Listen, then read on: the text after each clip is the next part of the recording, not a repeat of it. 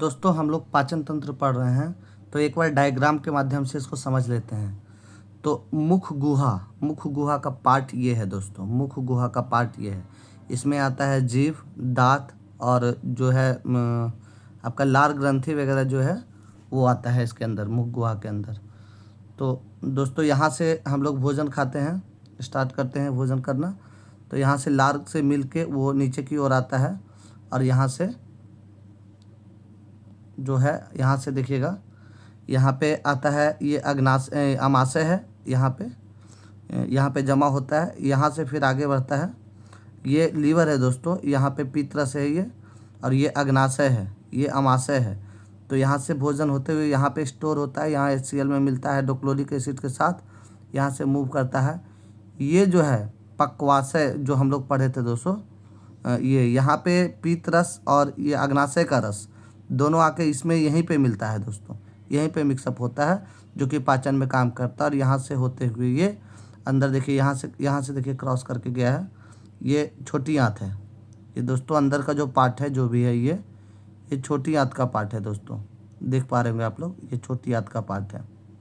यहाँ से होते हुए छोटी आंत से भोजन जो है, यहाँ पे पाचन खत्म हो जाता है। जो भी बाकी बचता है रेस्ट, जो नहीं पच पाता है, यहाँ से इससे जुड़ा हुआ रहता है। ये बड़ी आंत का हिस्सा है दोस्तों, यहाँ से जुड़ा हुआ रहता है बड़ी आंत में, और यहाँ से होते हुए ये फिर यहाँ से बाहर निकल जाता है दोस्तों। ये प्रोसेस है हम लोग का, इसको एक बार ध्यान से देख लीजिए। यही है ओवरऑल है, ये पाचन तंत्र है हमारा, कंप्लीट पाचन तंत्र दोस्तों। यहाँ से स्टार्ट होके, यहाँ से होते हुए पाचन तंत्र ये जो है हम लोग का, ये होते हुए यहाँ से मुड़ के और यहाँ से एग्जिट है। ये देखिए दोस्तों, यहाँ भी डायग्राम है। यहाँ पे जो नली है वो खोल के दिखाया गया है।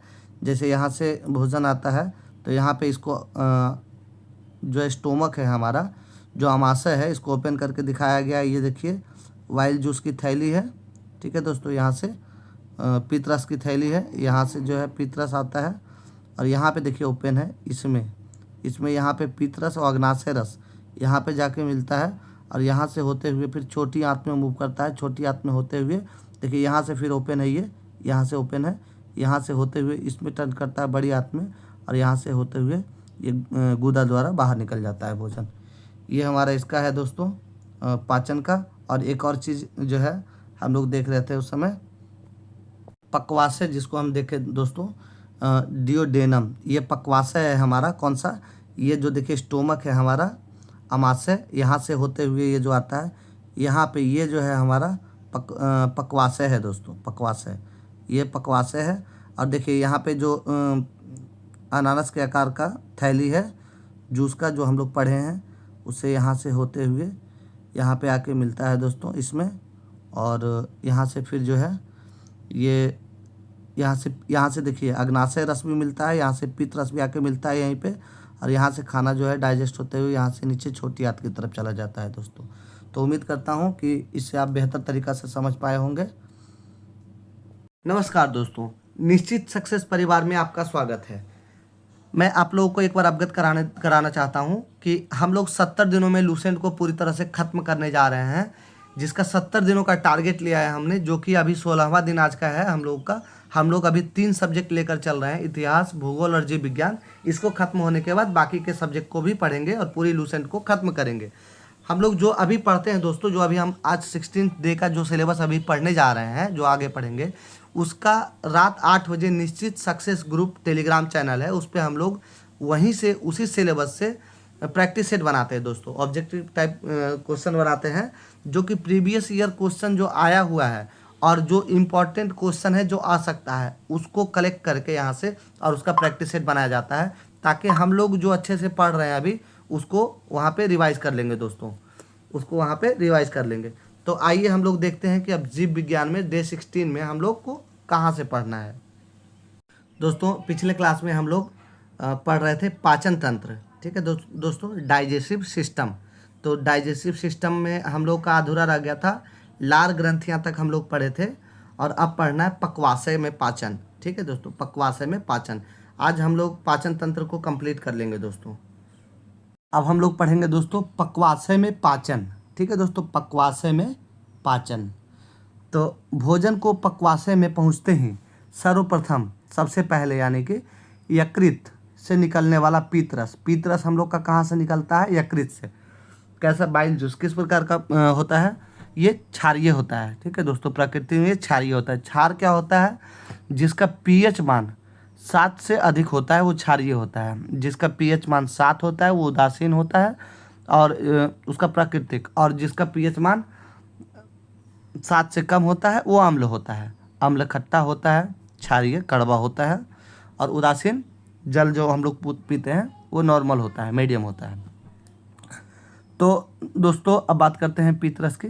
तो पीतरस आकर मिलता है, कहाँ से निकलता है? यकृत से निकलता है, पक्वाशय में आकर भोजन से मिलता है और यह भोजन को अम्लीय बना देता है, क्षारीय से अम्लीय बना देता है। ठीक है दोस्तों, यहाँ अग्नाशय से अग्नाशय रस आकर मिलता है, अग्नाशय से अग्नाशय रस आकर मिलता है, जो भोजन आकर मिलता है भोजन में।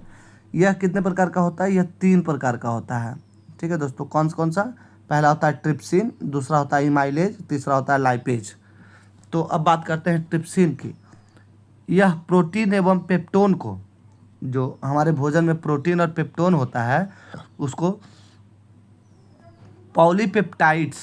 पॉलीपेप्टाइड्स और अमीनो अम्लों में परिवर्तित कर देता है।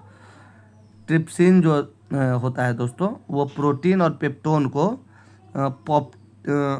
पॉलीपेप्टाइड्स तथा अमीनो एसिड में बदल देता है। अब आगे बढ़ते हैं इमाइलेज के बारे में। इमाइलेज का काम क्या है? यह मांड यानी स्टार्च जो रहता है उसको घुलनशील शर्करा में परिवर्तित कर देता है, घुलनशील शर्करा में यानी शुगर में परिवर्तित कर देता है। इमाइलेज दोस्तों क्या करता है? मांड को, स्टार्च को शुगर में कन्वर्ट कर देता है। ठीक है दोस्तों, अब आते हैं लाइपेज की तरफ। लाइपेज क्या करता है? यह इमल्सिफाइड वसाओं को, फैट को, इमल्सिफाइड वसाओं को ग्लिसरीन तथा फैटी एसिड्स में बदलता है, ग्लिसरीन एवं फैटी एसिड में बदल देता है। कौन? लाइपेज। ठीक है दोस्तों, तो तीनों को देख लिया हम लोग। अब आगे बढ़ते हैं छोटी आंत की तरफ। छोटी आंत का क्या काम है? छोटी आंत जो होता है दोस्तों, यहाँ भोजन के पाचन की क्रिया पूर्ण हो जाती है। छोटी आंत में भोजन की पाचन क्रिया कंप्लीट होती है। ये क्वेश्चन पूछा जाता है कि भोजन का पाचन कहाँ से स्टार्ट होता है? तो मुख से स्टार्ट होता है, और भोजन का पाचन पूरी तरह से पूर्ण कहाँ होता है? छोटी आंत में होता है दोस्तों। तो अब आगे बढ़ते हैं। भोजन का पाचन की क्रिया पूर्ण होता है कहाँ? छोटी आंत में। एवं पचे हुए भोजन के अवशेष को अवशोषण होता है, जो पचा हुआ भोजन है जिसको हम लोग पचा लिए हैं उसका अवशोषण भी होता है यहाँ पे छोटी आंत में। छोटी आंत की दीवारों से आंतरिक रस निकलता है, इसमें निम्न एंजाइम होते हैं। छोटी आंत की जो लेयर है अंदर की, उससे क्या निकलता है? आंतरिक रस निकलता है, जो इस प्रकार है। कौन कौन सा रस निकलता है दोस्तों? देख लेते हैं। इरेप्सिन निकलता है, माल्टेज निकलता है, सुक्रेज निकलता है, लैक्टेज निकलता है और लाइपेज निकलता है। तो इरेप्सिन क्या होता है? शेष प्रोटीन, जो भी प्रोटीन बचा हुआ है, एवं पेप्टोन को अमीनो अम्ल में परिवर्तित कर देता है। जो ऊपर छूट गया होगा, जो परिवर्तित नहीं हो पाया होगा, प्रोटीन और पेप्टोन। ठीक है ना दोस्तों, प्रोटीन और पेप्टोन जो ऊपर हम लोग पढ़े थे, ऊपर हम लोग जो पढ़े हैं पक्वाशय में, कि ये देखिए कि ट्रिप्सिन का जो काम रहता है प्रोटीन एवं पेप्टोन को पॉलीपेप्टाइड तथा अमीनो अम्ल में परिवर्तित करता है। ठीक है दोस्तों, तो अगर यहाँ से जो शेष बच जाता है उसको शेष जो बच जाता है उसको अमीनो अम्लों में परिवर्तित कर देता है। ठीक है दोस्तों, अब माल्टेज क्या करता है? यह माल्टेज को ग्लूकोज में परिवर्तित कर देता है। माल्टेज जो है माल्टेज एंजाइम जो है वो माल्टोज को ग्लूकोज में कन्वर्ट करता है। माल्टेज अलग है दोस्तों, माल्टोज अलग है। ठीक है दोस्तों, तो माल्टेज जो है वो माल्टोज को ग्लूकोज में परिवर्तित कर देता है। सुक्रेज जो है सुक्रोज को, जैसे माल्टेज माल्टोज को, सुक्रेज सुक्रोज को क्या चीज़ में करता है? इसको भी ग्लूकोज एवं फ्रुक्टोज में परिवर्तित कर देता है, सुक्रोज। ये सब क्वेश्चन पूछता है दोस्तों कि माल्टेज किसको किसको परिवर्तित करता है? तो माल्टोज को ग्लूकोज में परिवर्तित करता है। सुक्रेज किसको करता है? सुक्रोज को ग्लूकोज एवं फ्रुक्टोज में कन्वर्ट करता है। अब आते हैं लैक्टेज की तरफ। लैक्टेज क्या करता है, लैक्टोज को, ये भी लैक्टेज है तो लैक्टोज को क्या चीज़ में, ग्लूकोज एवं ग्लैक्टोज में, ये लैक्टोज जो है दोस्तों वो ग्लूकोज एवं ग्लैक्टोज में कन्वर्ट करता है, किसको, लैक्टोज को, लैक्टेज। और सुक्रोज करता है, सुक्रोज को करता है ग्लूकोज एवं फ्रक्टोज में। माल्टोज करता है ग्लूकोज, माल्टोज को, माल्टेज करता है माल्टोज को ग्लूकोज में। अब आते हैं लाइपेज की तरफ। ऐसे भी याद कर सकते हैं दोस्तों, जैसे कि याद करने के लिए मैं बोल रहा हूँ कि माल्टेज है तो कहते हैं ना कि कोई चीज़ बहुत अच्छा होता है तो हाँ अच्छा माल है, तो माल्टेज है तो maltase glucose, glucose instant energy होता है, हम लोग जानते हैं ग्लूकोज पीते हैं, तो ऐसे याद कर सकते हैं कि माल जो है अच्छा है तो ग्लूकोज जो है बहुत पावरफुल होता है। जब हम लोग के शरीर में पानी की कमी होती है तो या एनर्जी की कमी होती है तो ग्लूकोज पीते हैं, तो माल्टेज जो है वो ग्लूकोज में परिवर्तित करता है। माल्टेज से तो जानी जाइएगा कि माल्टोज को करता है, माल्टेज है तो माल्टोज को कर रहा है, सुक्रेज है तो सुक्रोज को कर रहा है, लैक्टोज है तो लेक्टोज है, लैक्टेज है तो लैक्टोज को कर रहा है। तो इस तरीके से माल्टेज जो है माल्टोज को ग्लूकोज में कन्वर्ट करता है, ये याद रहेगा दोस्तों। अब आते हैं सुक्रोज में। सुक्रोज में तो ग्लूकोज मीठा होता है, सुक्रेज, सुक्रेज को सुक्रोज में कन्वर्ट करता है, सॉरी सुक्रेज जो है सुक्रोज को ग्लूकोज में एवं फ्रक्टोज में, ठीक है ना दोस्तों, फ्रक्टेज में कन्वर्ट करता है। तो फ्रक्टोज से फ्रूट टाइप का लग रहा है तो फ्रूट भी मीठा होता है, ग्लूकोज भी मीठा होता है, और शुगर टाइप का लग रहा है सुक्रेज, तो सुक्रेज क्या करता है, सुक्रेज क्या करता है, सुक्रोज को ग्लूकोज और फ्रुक्टोज में कन्वर्ट करता है। अब आता है लैक्टोज। लैक्टोज क्या करता है, ग्लूकोज और ग्लैक्टोज, ये दोनों देख, लैक्टेज क्या करता है, लैक्टोज को ग्लूकोज एवं ग्लैक्टोज में कन्वर्ट करता है। अब लाइपेज, लाइपेज यह इमल्सिफाइड वसाओं को, लाइपेज जो है इमल्सिफाइड वसाओं को ग्लिसरीन तथा फैटी एसिड में परिवर्तित करता है। तो यह है पेज जो है, पेज लाइपेज, लाई जो होता है गोल गोल, तो लाई जैसा पेज है, ये पार्ट है जो इमल्सिफाइड वसाओं को, जैसे फैट जो हम लोग के शरीर में भी होता है दोस्तों, जिसको चर्बी बोलते हैं, तो फैट को मान लेते हैं कि लाइपेज जो है उस फैट को ग्लिसरीन तथा फैटी एसिड में, यानी नॉर्मल जो फैट रहता है उसको फैटी एसिड में और ग्लिसरीन में कन्वर्ट करता है।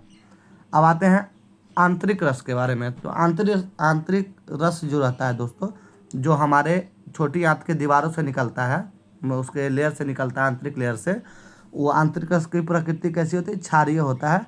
स्वस्थ मनुष्य में प्रतिदिन लगभग 2 लीटर आंतरिक रस स्रावित होता है। जिसका पाचन तंत्र अच्छा है, जो मनुष्य स्वस्थ है, उसके शरीर से प्रतिदिन लगभग 2 लीटर आंतरिक रस स्रावित होता है दोस्तों। मनुष्य या किसी भी कशेरुकी जंतु, यानी कि जिसके अंदर कशेरु पाया जाता है, रीढ़ की हड्डी पाया जाता है, कशेरुकी जंतु के आहार नाल एक लंबी कुंडलित नलिका होती है, एक बहुत ही लंबी कुंडलित यानी कि मुड़ी हुई लंबी नालिका होती है, जो मुख से शुरू होती है और गुदा यानी उसको में समाप्त हो जाती है। ठीक है दोस्तों, मुख से स्टार्ट होती है और गुदा तक खत्म हो जाती है।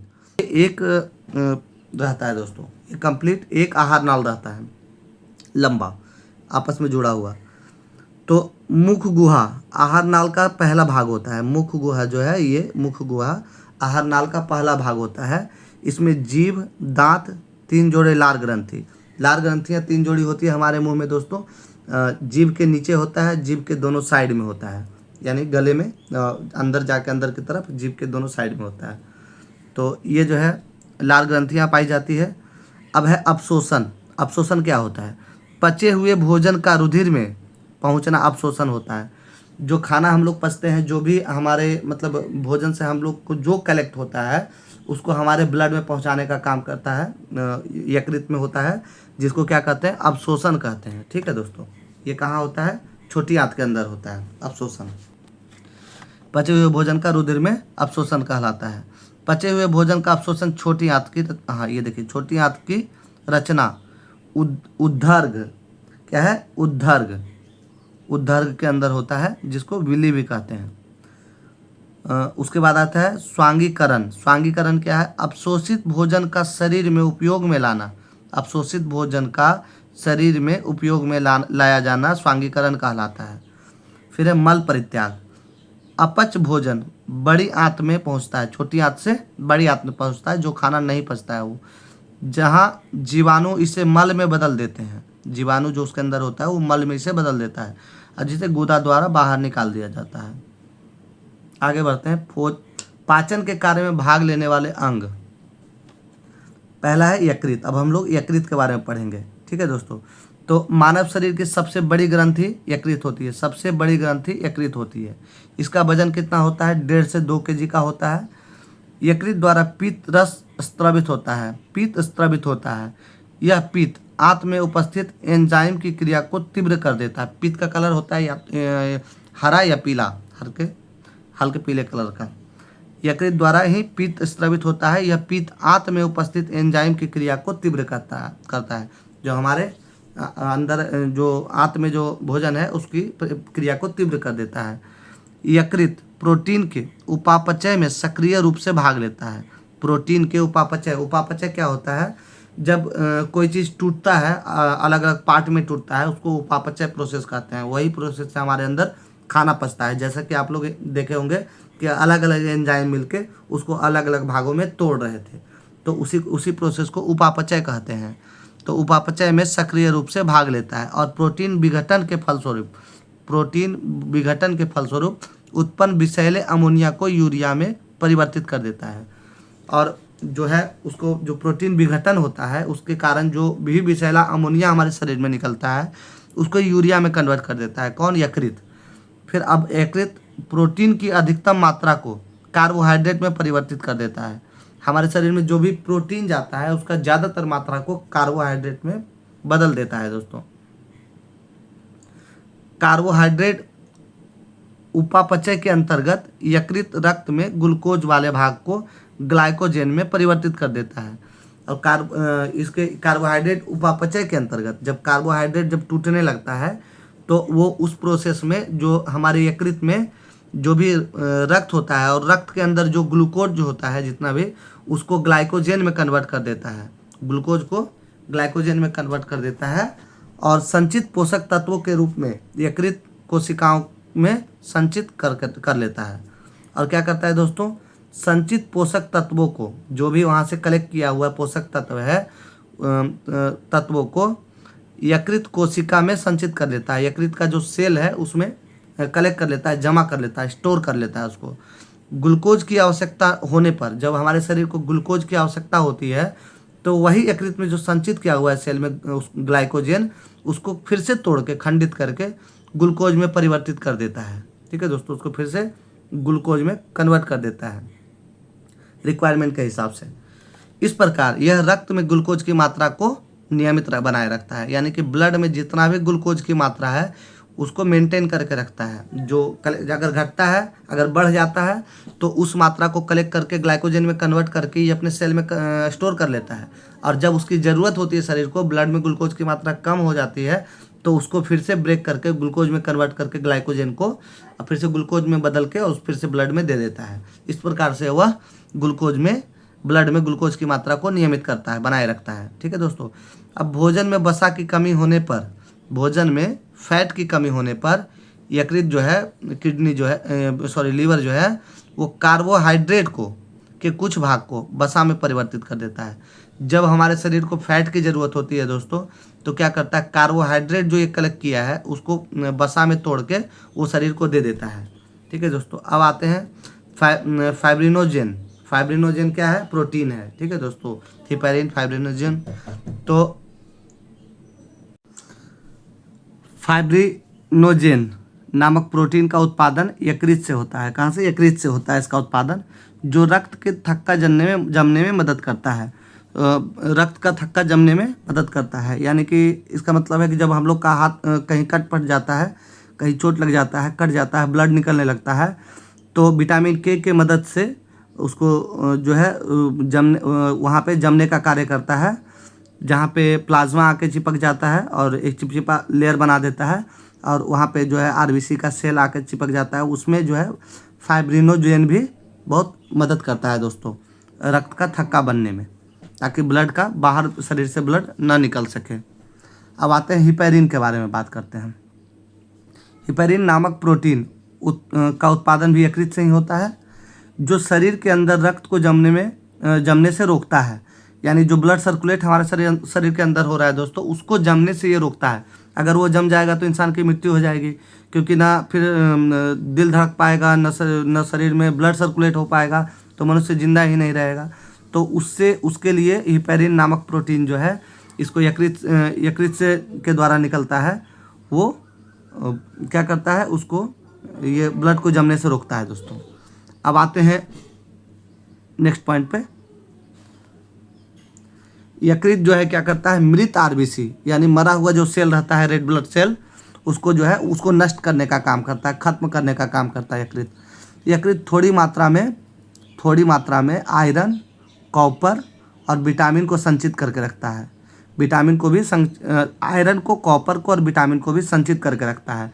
और क्या करता है, ग्लूकोज को ग्लाइकोजन में कन्वर्ट करके रखता है, कार्बोहाइड्रेट को रखता है जो ज़रूरत पड़ने पर वसा के रूप में देता है, और आयरन, कॉपर और विटामिन को भी संचित करके रखता है। शरीर के ताप बनाए रखने में मदद करता है। यकृत शरीर के ताप को भी बनाए रखने में मदद करता है दोस्तों। भोजन में जहर देकर मारे गए व्यक्तियों की मृत्यु के कारणों का जांच यकृत के द्वारा ही पता चलता है। ठीक है दोस्तों, ये महत्वपूर्ण सुराग देता है। यानी कि किसी मनुष्य को जहर दे के मार दिया गया है भोजन में, तो उसका जो जांच होता है हॉस्पिटल में, चेक किया जाता है, वो यकृत का ही जांच किया जाता है कि उसके भोजन में क्या था जिससे उसकी मृत्यु हो गई। आगे बढ़ते हैं हम लोग पित्ताशय की तरफ, अब जिसको इंग्लिश में गैल ब्लैडर भी कहते हैं, पित्ताशय। ठीक है दोस्तों, तो पित्ताशय जो होता है नाशपाती के आकार का एक थैली होता है। नाशपाती के आकार का, आप लोग देखे होंगे, नाशपाती इस टाइप का होता है, नाशपाती आप लोग खाए होंगे, तो उसी प्रकार का एक थैली होता है, नाशपाती के आकार का ही, जिसमें यकृत से निकलने वाला पीतरस जमा होता है। यकृत से जो पीतरस निकलता है वो कहाँ जाके जमा होता है, पित्ताशय में जमा होता है। पित्ताशय से पीत पक्वाशय में पीत नलिका के माध्यम से आता है।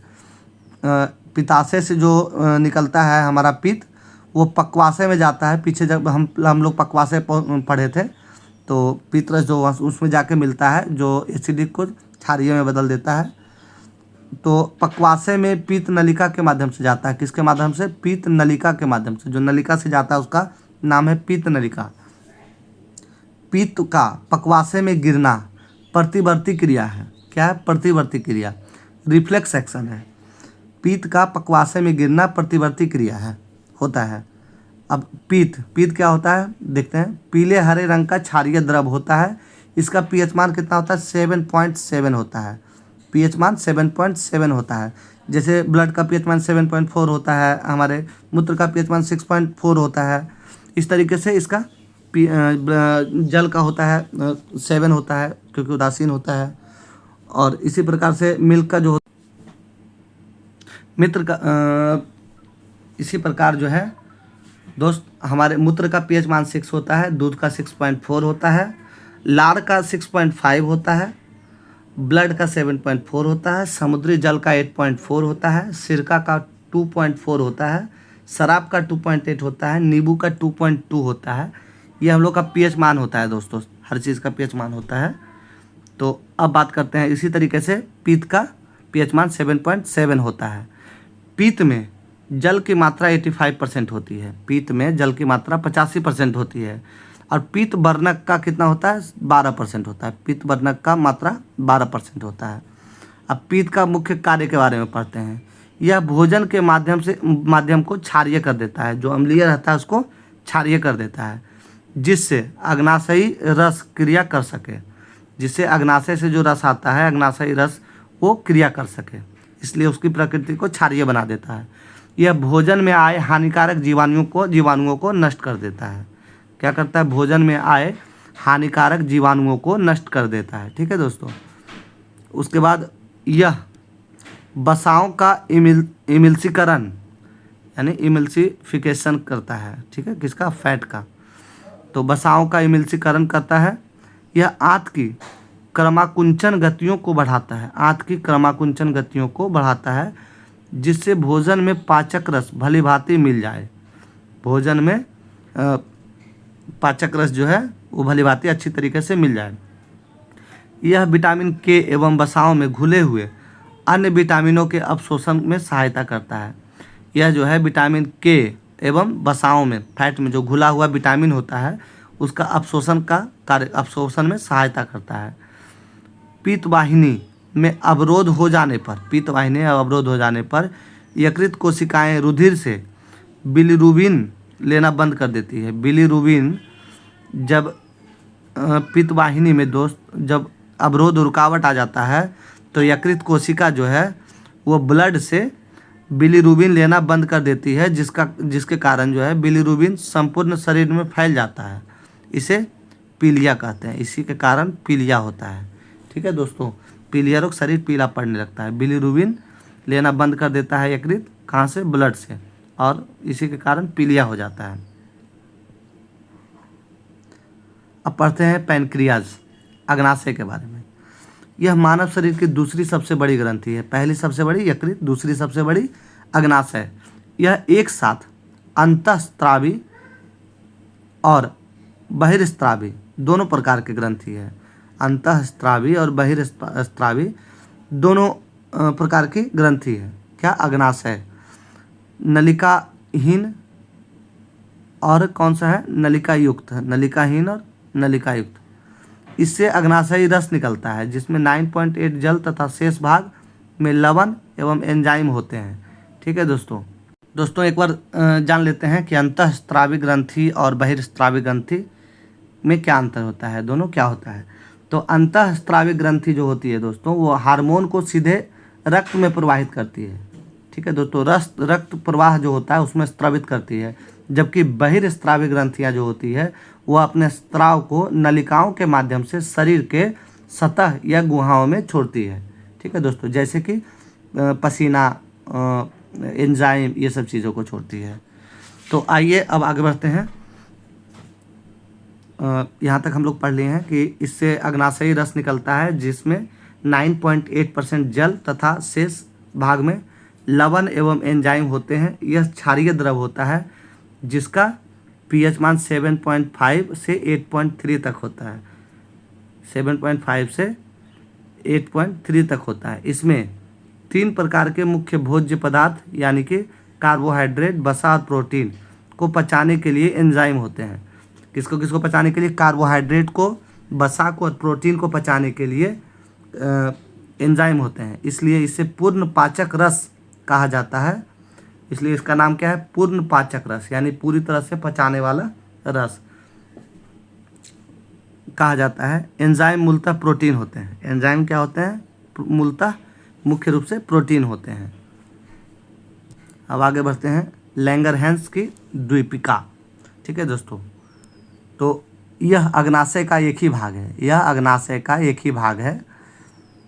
इसकी खोज लैंगरहैंस नामक चिकित्सा शास्त्री ने की थी। लैंगरहैंस नामक चिकित्सा शास्त्री ने की थी, इसलिए इसका नाम लैंगरहैंस की द्वीपिका रखा गया।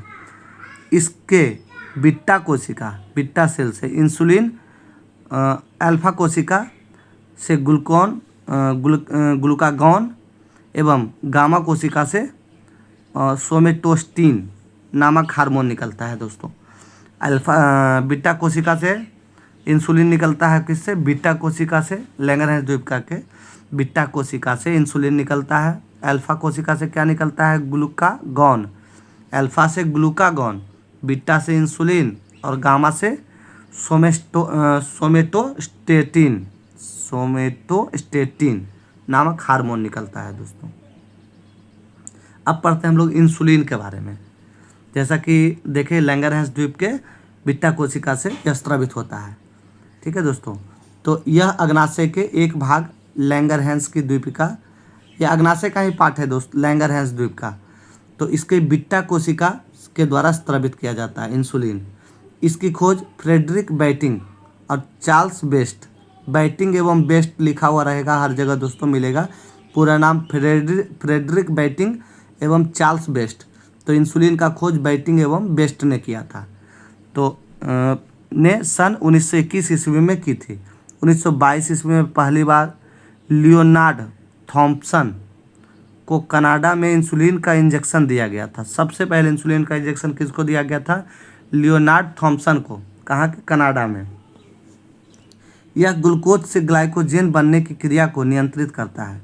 जो ग्लूकोज है, ग्लूकोज जो है वो ग्लाइकोजन में कन्वर्ट होता है, उसकी क्रिया को नियंत्रित करता है कौन? इंसुलिन।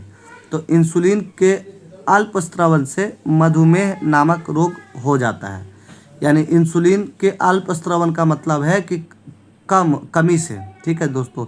इंसुलिन जब कम स्रावित होगा, कम निकलेगा, तो उसके कारण जो है कम मधुमेह यानी डायबिटीज रोग हो जाता है। ये क्वेश्चन आता है कि इंसुलिन की कमी से कौन सा रोग होता है? तो वो कौन सा? डायबिटीज होता है, मधुमेह होता है। ठीक है दोस्तों, अब आगे बढ़ते हैं। रुधिर में ग्लूकोज की मात्रा बढ़ाना मधुमेह कहलाता है। ब्लड में जो है ग्लूकोज की मात्रा जब बढ़ जाता है तो उसको क्या कहते हैं? मधुमेह यानी कि डायबिटीज कहते हैं। हमारे ब्लड में जब ग्लूकोज की मात्रा बढ़ जाती है और उसको कंट्रोल करने का काम कौन करता है? यकृत करता है।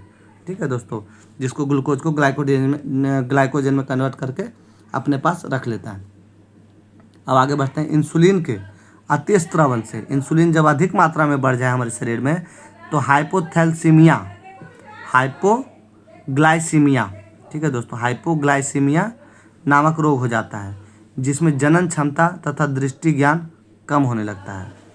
ये इंसुलिन का जब मात्रा बढ़ जाता है तो उससे भी बीमारी होता है। हाइपोग्लाइसीमिया एक रोग होता है जिसमें जनन क्षमता यानी कि जन्म देने की क्षमता कम हो जाती है और दृष्टि का कमी यानी कि आँख का प्रॉब्लम होने लगता है। ग्लूकागॉन क्या है दोस्तों? यह ग्लाइकोजन को पुनः ग्लूकोज में परिवर्तित कर देता है। ये ग्लूकागॉन है दोस्तों, जो ग्लाइकोजन को फिर से ग्लूकोजन में कन्वर्ट कर देता है। जो जब हमारे ब्लड में कमी होती है उसकी, तो वो ग्लाइकोजन जो यकृत में संचित है उसको कलेक्ट करके और वहाँ से ग्लूकोज में कन्वर्ट करके फिर से ब्लड में ट्रांसफ़र कर देता है। सोमेटोस्टेटिन, यह पॉलीपेप्टाइड हार्मोन होता है। सोमेटोस्टेटिन जो होता है वो पॉलीपेप्टाइड हार्मोन होता है जो भोजन के स्वांगीकरण की अवधि को बढ़ा देता है। भोजन के स्वांगीकरण, ऊपर स्वांगीकरण का डेफिनेशन हम लोग पढ़े थे कि भोजन में जो भी पार्ट जो है निकलता है, अवशोषित होता है, उसको ब्लड में कैप्चर कर लेते हैं, ब्लड में जो संचित कर लेते हैं, ब्लड में डाल देते हैं, स्वांगीकरण कर लेते हैं, उसकी अवधि को बढ़ा देता है कौन? सोमेटोस्टेटिन। अब हम लोग पढ़ेंगे दोस्तों पाचन के सारांश। ठीक है, तो इसमें क्या क्या है? लार ग्रंथि है, एंजाइम भोज्य पदार्थ है, प्रतिक्रिया के बाद क्या होता है वो है। एंजाइम है, भोज्य पदार्थ है, प्रतिक्रिया के बाद क्या होगा वो है। अब पहला है लार। लार प्रकृति में अम्लीय होता है दोस्तों। इसमें कौन सा एंजाइम पाया जाता है? टाइलिन और माल्टोज। अब क्या है? टाइलिन एंजाइम जो है वो मंड को, जो भोज्य पदार्थ मंड होता है उसको माल्टोज में कन्वर्ट कर देता है। टाइलिन मंड को माल्टोज में कन्वर्ट कर देता है। और माल्टेज जो है दोस्तों, माल्टेज जो है माल्टोज को ग्लूकोज में कन्वर्ट कर देता है, जो कि आप लोग पढ़े होंगे। मैं बताया था कि माल जो है अच्छा माल जो है वो पदार्थ अच्छा माल होता है, तो अच्छा माल जो है ग्लूकोज में एनर्जी के लिए कन्वर्ट कर देता है। तो अब जठर रस में आते हैं। ठीक है दोस्तों, तो जठर रस में पेप्सिन नामक एंजाइम जो है वो प्रोटीन को पेप्टोन्स में बदल देता है। पेप्सिन जो है प्रोटीन को पेप्टोन्स में बदल देता है। इसी प्रकार से रेनिन, जो कि जठर रस का ही भाग है, तो रेनिन जो है एंजाइम वो केसिन को कैल्शियम पैराकैसिनेट में बदल देता है। क्या करता है? कैल्शियम को पैराकैसिनेट में बदल देता है। किसको? केसिन को। कौन? रेनिन। अब है थर्ड है कौन? अग्नाशय। अग्नाशय रस क्षारीय होता है। अब अग्नाशय रस जो है इसमें ट्रिप्सिन नामक एंजाइम होता है जो प्रोटीन को पॉलीपेप्टाइड्स में बदल देता है। क्या करता है? ट्रिप्सिन नामक एंजाइम जो है वो प्रोटीन को पॉलीपेप्टाइड्स में बदल देता है। उसी प्रकार इमाइलेज जो है इसका, अग्नाशय रस का जो एंजाइम है इमाइलेज, वो क्या करता है? मंड को शर्करा में बदल देता है। मंड को शर्करा में बदल देता है। कौन? इमाइलेज। इमाइलेज बदल देता है। किसको? मंड को शर्करा में। अब उसके बाद है अगला लाइपेज। लाइपेज है, लाइपेज जो एंजाइम है वो वसा को, फैट को बसा अम्ल व ग्लिसरॉल में बदल देता है। लाइपेज जो है बसा को बसा अम्ल व ग्लिसरॉल में बदल देता है। अब फोर्थ है दोस्तों हमारा आंतरिक रस, क्षारीय जो होता है, छोटी आंत से जो निकलता है दीवारों से, वो क्या है, इरेप्सिन नामक प्रोटीन एंजाइम जो है, इरेप्सिन नामक एंजाइम जो है वो प्रोटीन को अमीनो अम्ल में बदलता है। कौन? इरेप्सिन। किसको? प्रोटीन को। किसमें? अमीनो अम्ल में। उसी प्रकार माल्टेज, माल्टेज जो है वो माल्टोज को ग्लूकोज में बदलता है। माल्टेज एंजाइम जो है वो माल्टोज को ग्लूकोज में कन्वर्ट कर देता है। उसी प्रकार से सुक्रोज जो है, सुक्रोज एंजाइम, वो सुक्रेज जो है वो सुक्रोज को ग्लूकोज एवं फ्रुक्टोज में बदल देता है। जैसा कि सुक्रोज शुगर जैसा लग रहा है, चीनी जैसा लग रहा है, अब फ्रूट भी मीठा होता है और ग्लूकोज भी मीठा होता है। तो सुक्रोज जो है सुक्रेज जो है सुक्रोज को ग्लूकोज और फ्रुक्टोज में बदल देता है। उसी प्रकार लैक्टेज है, लैक्टेज, तो लैक्टेज एंजाइम जो है वो लैक्टोज को ग्लूकोज और ग्लैक्टोज में बदल देता है। लैक्टोज है टोज और ग्लैक्टोज, लैक्टोज और ग्लैक्टोज, और ग्लूकोज और ग्लैक्टोज। ठीक है दोस्तों, तो लैक्टोज एंजाइम जो है ग्लैक्टोज को ग्लूकोज व लैक्टोज में बदल देता है। और लास्ट है लाइपेज, तो लाइपेज जो है एंजाइम वो बसा को बसीय अम्ल और ग्लिसरॉल में बदलता है। लाइपेज जो एंजाइम है वो फैट को बसा को क्या करता है, बसीय अम्ल व ग्लिसरॉल में बदलता है। नोट हमारा है दोस्तों, मानव यकृत के पुच्छ, कौन? पुच्छ जो है, सॉरी, मानव शरीर में पुच्छ बृहदांत्र में संलग्न होते हैं। मानव शरीर में पुच्छ जो है बृहदांत्र में संलग्न होते हैं। ठीक है दोस्तों, कल नेक्स्ट टॉपिक हमारा परिसंचरण तंत्र, वो हम लोग कल पढ़ेंगे। दोस्तों आप लोग के लिए इतनी मेहनत कर रहे हैं तो वीडियो को लाइक ज़रूर कीजिए, चैनल को सब्सक्राइब कीजिए और वीडियो को शेयर कीजिए। दोस्तों अगर आप चाहते हैं कि मैं वीडियो इसी तरीके से बनाता रहूं आप लोग के लिए, तो जुड़िए हमसे। रात में जो 8 बजे हम लोग क्यूज बनाते हैं, टेलीग्राम चैनल पे जोड़ के उसको क्यूज को ज्वाइन कीजिए और उसके बाद फिर डेली सेट प्रैक्टिस कीजिए और हमारे साथ जुड़े रहिए। 70 दिनों में आपका वैल्यूएशन ख़त्म हो जाएगा दोस्तों। तो मिलते हैं अगले क्लास में, तब तक के लिए अलविदा। आपका दिन शुभ हो दोस्तों।